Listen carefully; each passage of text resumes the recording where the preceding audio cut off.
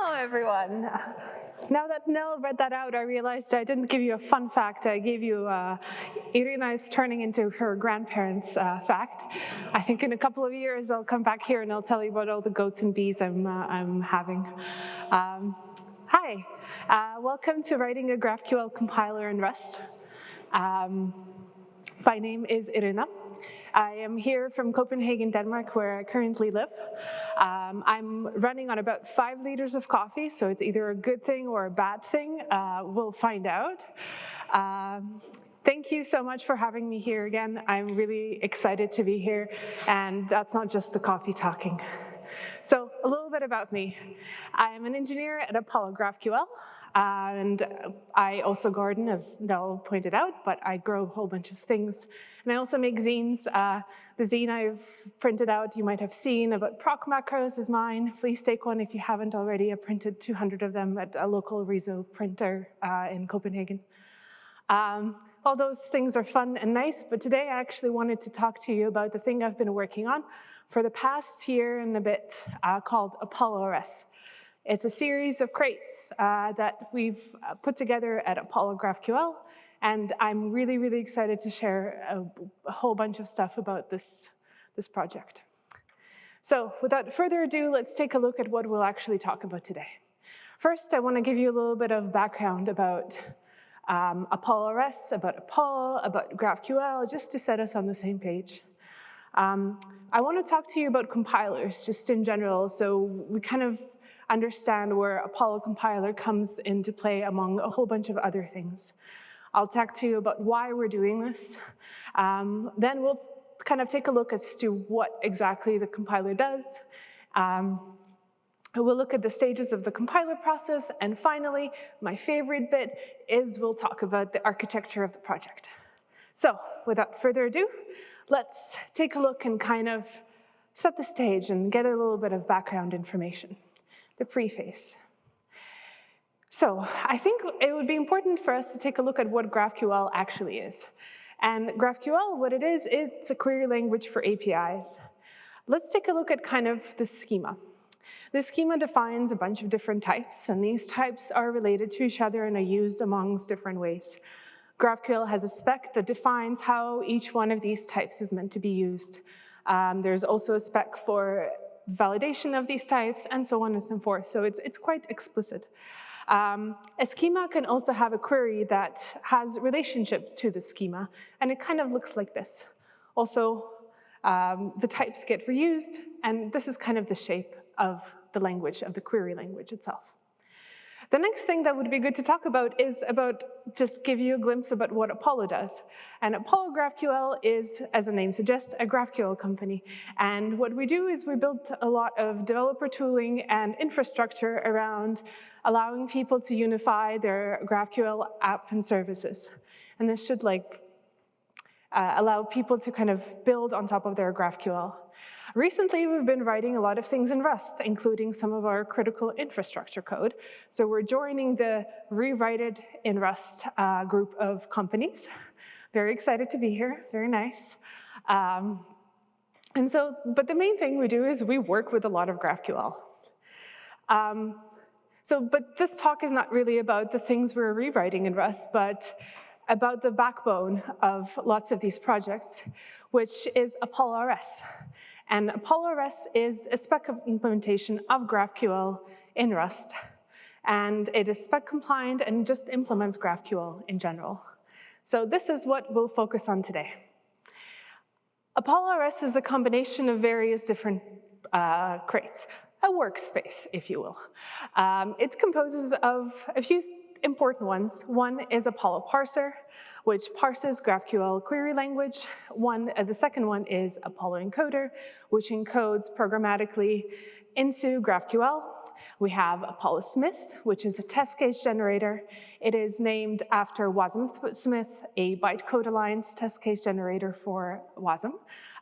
Thank you very much to bytecode alliance for such a wonderful inspiration. But all of these things, they boil down to Apollo compiler.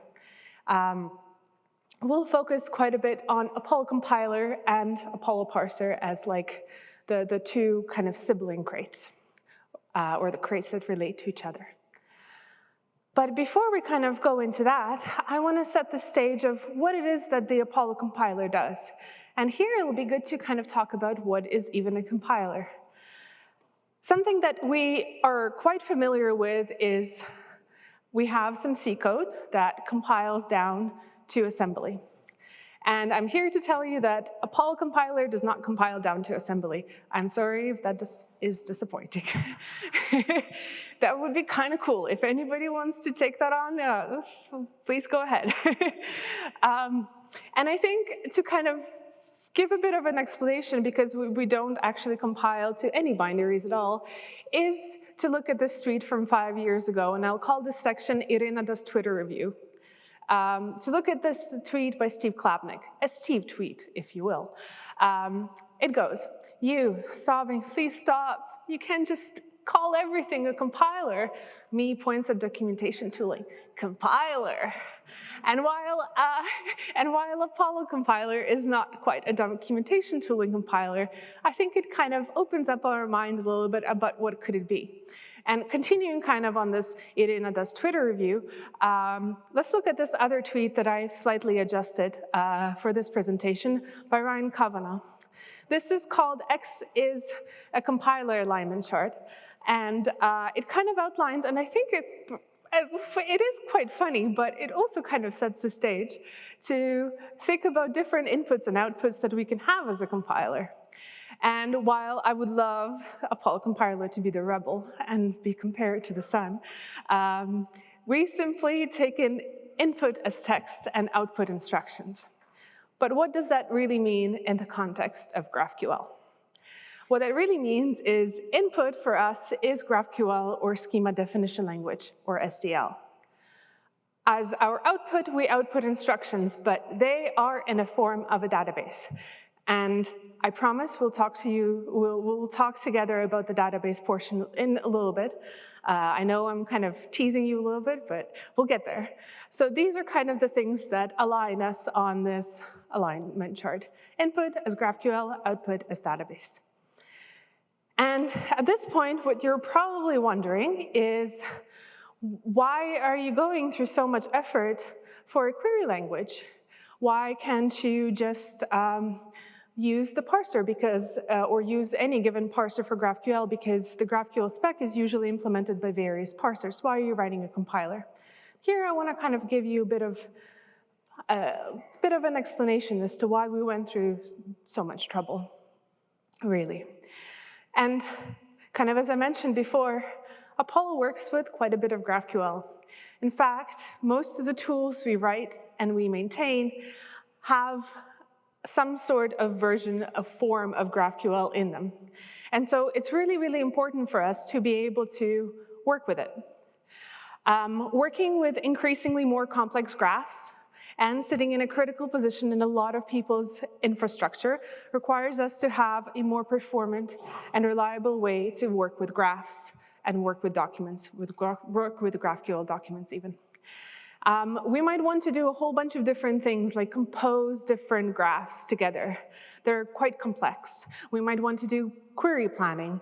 We want to perform all sorts of like wild and unique schema manipulations. And all of those things, perhaps, or not perhaps, all of those things are made a lot easier if we have a database to ask these questions from. Questions such as, find me the join directive type. Where is it? What is the type of this field in a query operation? Is this type pet in scope? These are the kinds of things we want to be asking of a database, and writing a compiler in such a way allows us to be able to ask these questions easily. Writing a compiler also, and I will have some water.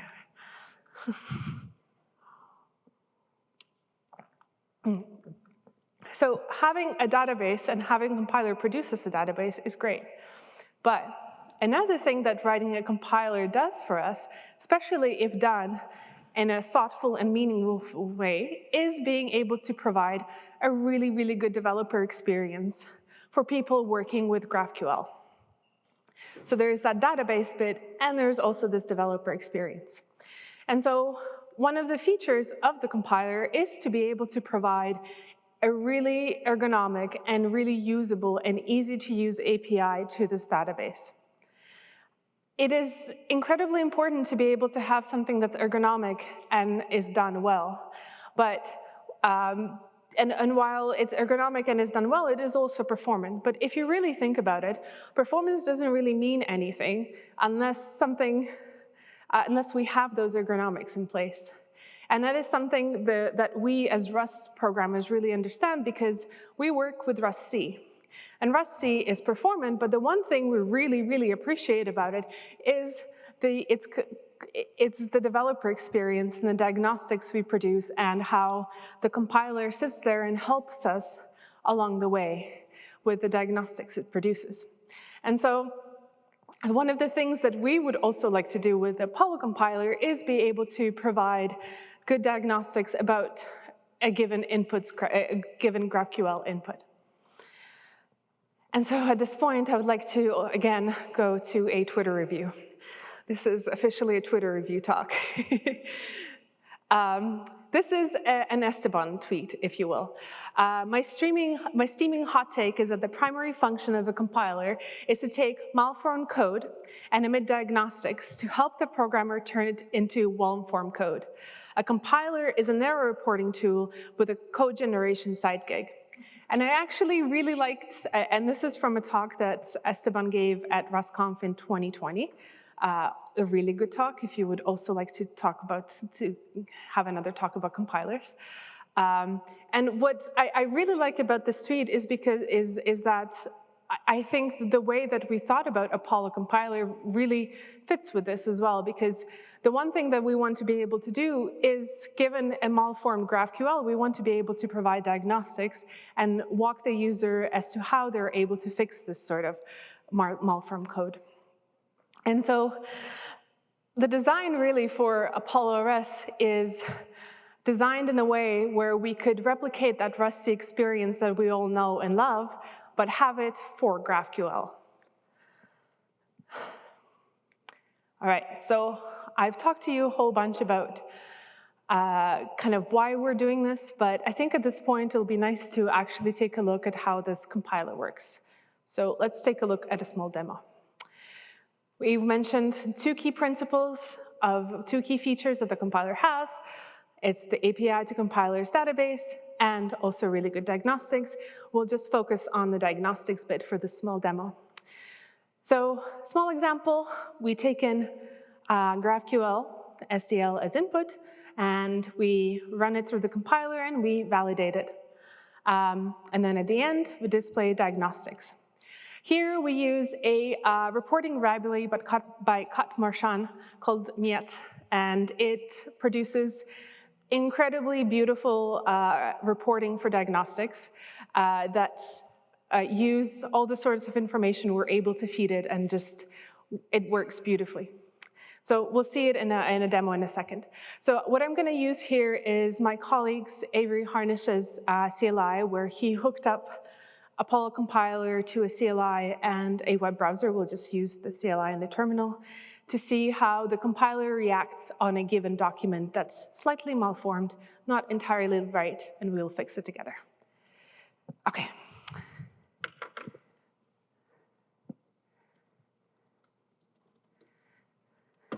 This is not made for tall people. All right, so we'll lint and watch the schema.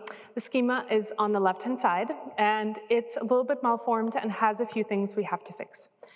So I'm spoiling this for you a little bit. There's errors.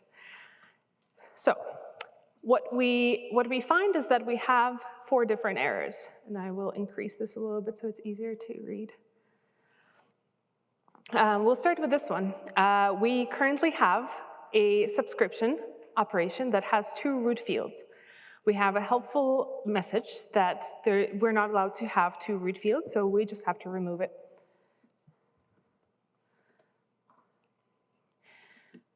We should now have 3 errors. The second error is that we have an operation that is defined twice within a document. Also, another helpful error message, I wonder who wrote these, can only be defined once in this document. So we're going to remove another one of these, because we shouldn't have to. So this should leave us, hopefully, with 2 errors, unless I messed up. Another one is that we have an unnamed operation, which is only allowed if it's only the only one. So what we should do is probably just remove it and just have the one operation that's named. All right, and the last helpful thing that the compiler tells us with this particular query is that we are using a type that is not defined in scope and that we should define it. And so what we can do is define a type result. I'm just making things up, and it'll have a field called HTML that returns a string. And at the end of it all, we have a functioning document on the left-hand side, and the compiler seems to be happy. I'm happy too. That's great. So that's how Apollo compiler works.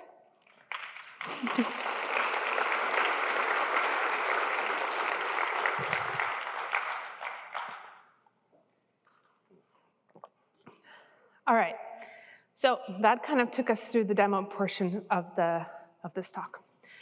Next, I actually want to zoom in into the kind of what is compiler stages, what are the compiler process and what the compiler stages are, and then relate those back to our own compiler.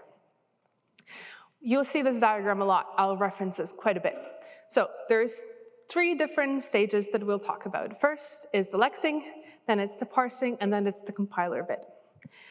What the lexer does is it performs lexical analysis. What that means is that given a particular input, we want to make sure that all the tokens that we get in that input, all the characters we get in that input is correct. In the context of GraphQL, for example, a star character is not allowed.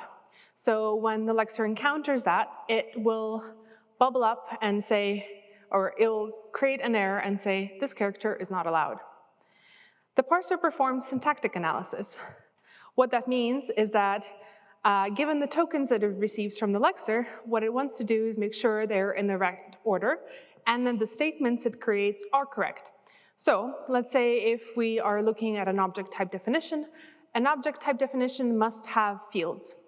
If those fields are missing, the parser bit will say, you're missing some fields. You're supposed to have fields. That is the job of the parser. At the end of it, it'll produce the type syntax tree, which is sometimes referred to as abstract syntax tree or an AST. What we then do with the compiler is we take that AST and we perform semantic analysis. What that means is at the end of this entire process, we just have an entirely valid program, if everything is correct. The type of semantic analysis that the compiler will do is it'll say, it'll check if the types in use are, for example, defined. If you're using a type that's undefined, it'll raise an error. It'll check if you're using the correct time in the correct type in the correct context. And if that's incorrect, it'll also raise an error. Those are the sorts of things it performs. So let's relate those back to Apollo compiler and how we manage our own kind of compiler stages within the project. So this is the architecture bit. So the first 2, the lexer and the parser, live in a crate called Apollo parser. We group those 2 together. The next bit, the compiler, lives in a crate, shockingly, named Apollo compiler. Those 2 projects coexist together. They're kind of sibling projects. Apollo compiler really depends on, or actually uses the AST created by Apollo parser. Lots of our work is based and is heavily inspired by the Rust Analyzer project. This is a language server for Rust that probably most of you are familiar with. It has been an incredible source of inspiration, and I'm super happy with how we've adjusted and adapted their process to ours. So let's kind of take a look at how exactly things are done. For the input data to tokens, what we do is very simple look-ahead parsing, where we just look through the characters coming in, produce tokens. The next little bit is we actually have a surprise visitor, and before we create the AST or the type tree, we create an untyped syntax tree. And what we do there is we actually use a recursive descent parser. This allows us to have a super easy to maintain and really easy to diagnose code for us as people working on it to work with. It also allows us to be really, really specific about our errors, which is exactly what we want in a compiler that is meant to be diagnostics first. I won't talk too much about recursive descent parsing, but the blog post I was really inspired about is the one by Alexei Kladov called Simple and Powerful Prat Parsing. If you Google for it, you'll get a really good post on that. Let's talk about this untyped syntax tree a little bit. So what we use here is a Rust analyzers crate called Rowan. And what Rowan does is, or what Rowan is it creates this untyped syntax tree, or like we use it to create an untyped syntax tree. And what it is it's a red-green tree, but not specific. I won't talk too much about what a red-green tree is, but what it allows us to do is to be able to create nodes and have nodes reference other nodes and kind of have this relationship information without the types. That means that we're able to do this incredibly quickly and kind of do the recursive descent parsing in a very performant way. It's fast. But the question you're probably asking yourself now is, so how do you get to the type syntax tree? Because you want to be able to have Rust code to actually work with in an AST. And here we use another Rust analyzer crate called ungrammar, which is a domain-specific language, which allows us to quickly do a little bit of code gen beforehand and take the nodes that Rowan provides us and create a type syntax tree. This means kind of in a combination of the two things, when we use ungrammar and when we use Rowan, we can be quick with recursive descent parsing. We can have the benefits of having a diagnosable code and create errors, but we can also have the benefits of having a really easy to use typed syntax tree at the end. So it's fast, and you get an ergonomic API at the very end for your AST, which I really like. Another feature of our kind of compiler process is that it's meant to be fault tolerant. This means that we barely ever panic. There is a few times when we, for example, reach recursion limit and things like that. But in all other cases, we're able to gather errors and display them to the user. Let's take a look at this perfectly valid schema and mess it up a little bit and see what happens. So this is a perfectly valid schema. There's nothing wrong with it. But what we'll do is mess it up a bit. So this is a malform code. First of all, we have an unsupported character that elects or flags for us. And the second thing is we have a missing field type that the parser flags for us. But instead of panicking, as soon as we see something that's wrong, we gather all of our errors and all of our, and produce an AST still. So this is a debug output of our AST and errors. Having a fault-tolerant kind of parsing process allows us to return an AST alongside with errors, which ensures that the diagnostics that we then provide to the user are as comprehensive as we possibly can make them. This also means that we can walk the AST afterwards. This code is not really, it's more for aesthetic purposes. It's more to tell you that we can walk the AST. I wouldn't leave you unhighlighted code to look at. So we get the errors and we get the AST that we can walk in, and we can see all the diagnostics as much as we can, really, which is kind of the good way to go about it, in my opinion.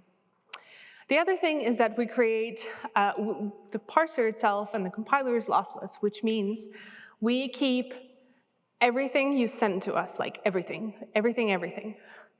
For example, we have this very readable schema that's quite standard, but we can also have a schema that just has a lot of ignore tokens that we keep.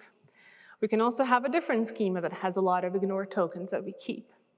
Keeping all the tokens and having a lossless parser allows us to be able to essentially reproduce back the input we get. That is incredibly useful for diagnostics. And yeah, so this is a debug output of the AST. We keep everything, including all the commas your heart desire to put into that schema. So let's say returning back to diagnostics, let's say we have this schema that is referencing a type that doesn't exist. Having a lossless parser means that we're able to then run it through and get an output that says, we are using a type that's not defined, and the type that's not in scope, but also exactly output your schema as it was, which means we're pointing to the exact location in your code where you had your error, which is exactly what we want to do when your code is malformed. Here are the commas that we wanted to put in. All right, I'm going to take a sip of water. It's kind of cool that we have like 3 compiler talks in one day at RustConf. It's very cool. I'm very impressed.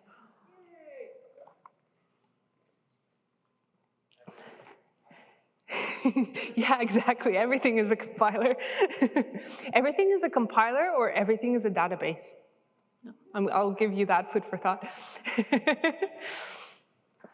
All right, so we've talked about this before, but let's kind of brush up to it again. The 2 features of Apollo compiler is having an API to the compiler's database and the ability to be able to validate and provide good diagnostics in malformed code, or malformed GraphQL in our example. To be able to do number 2, we actually need to be able to do number 1 first. We need to be able to have that database and having kind of the relationship established. So the one thing that the compiler does is, given your GraphQL, it builds up the context and builds out the relationships between various types. What does that look like in the context of GraphQL? Let's take a look at the schema. This schema entry point is type query human. This human is a reference to a type human. A type human has some pets, and a pet there is a reference to another pet, and so on and so forth. There's references to different types everywhere. Those are relationships. We can also have a query. A query is a direct reference to the schema, so those are relationships as well. The first bit, the human, is a reference to the human in our type query. The name is a reference to the name field inside type human, and so on and so forth. So there are really a lot of relationships to be built out and lots of chaos.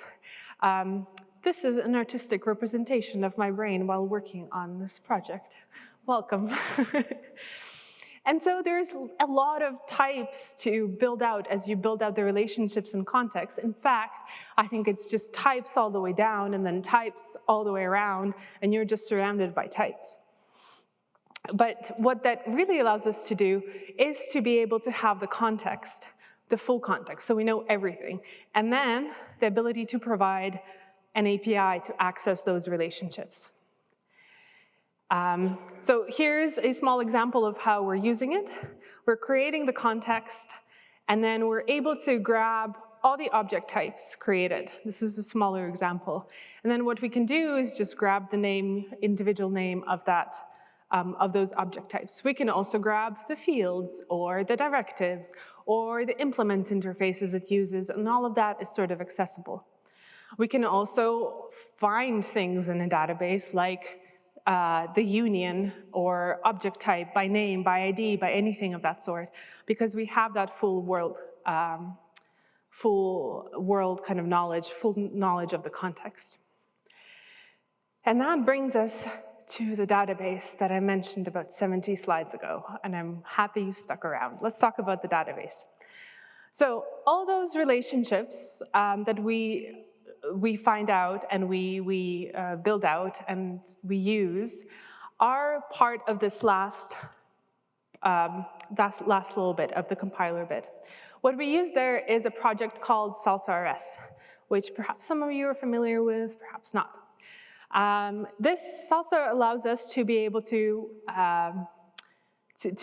create a database and ability to create queries for that database. A Salsa is a generic, I've taken this from GitHub directly. Salsa is a generic framework for, So Salsa is a generic framework for on-demand incrementalized computation inspired by Dapton, Glimmer, and Rust-C's query system. And I think the query system part is actually the more important one. So with the help of Salsa RS, we build out the database of our facts, and we also build out a query system that goes with that database. What do I mean by that? Let's take a look at like a small example of getting all object types from a given schema. We want to grab all of them. This is the query that does that. This is a query from our database that's backed by Salsa. What object type does is that it's a query. It calls another query that's called definitions. Definitions calls another, its parent query called document. Document calls parse. Parse calls input string. All of those individual ones are separate queries. What Salsa helps us do is that each one of these queries is memoized and is cached, which means if any one of these gets called again, instead of recomputing it, we just look for it in the cache, or Salsa looks for it in the cache. I don't physically do this, Salsa does this. So, for example, the definitions query gets used by multiple other different queries that's not just object types.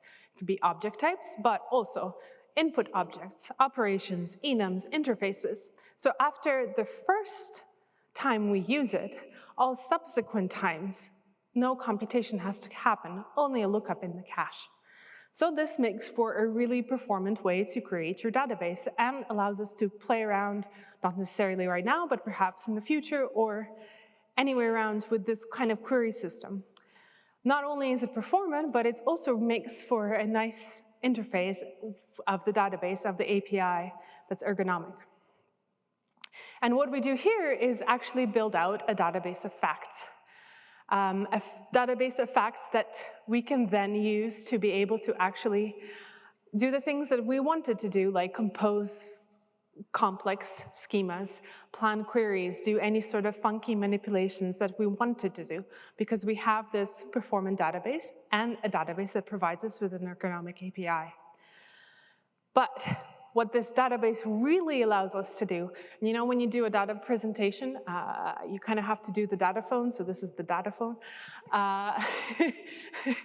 But what this database really allows us to do is to be able to provide diagnostics, because for us to be able to say, is this correctly used? Can we validate this? We need to actually have all the context of a given input, of a given GraphQL schema, of a given GraphQL document. So let's take a look at the schema and malform it a little bit. And so this is a perfectly valid one. We'll malform it a little bit and see what happens. We'll erase the pet, and we'll erase one of the fields inside type cat. So when we actually go in and want to validate this type cat, we'll go into our database of facts and see whether everything here is correct. In fact, it's not correct. As the message here says, an interface must be a superset of all interfaces it implements. What that means is that we have to have that field. And because we have this database of facts, we're able to actually check this sort of information and provide a user with a diagnostic that helps them fix it. When we go in to check for a type pet defined in various other places, after we've erased it, we're also able to do the same thing, check for whether that definition exists in our database, and create diagnostics that follow it.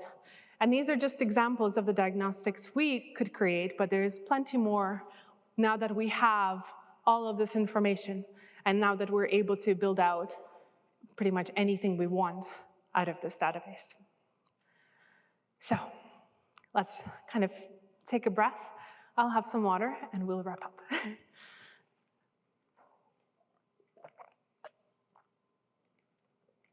What did we talk about today? Today was a talk about Apollo RS. Apollo RS is a collection of crates. We specifically focused on Apollo parser and Apollo compiler, the two crates that allow us to kind of go through this compiler process stage. I know you're probably sick of this diagram. I promise it's the last time. So the two of them make up our compiler stages process.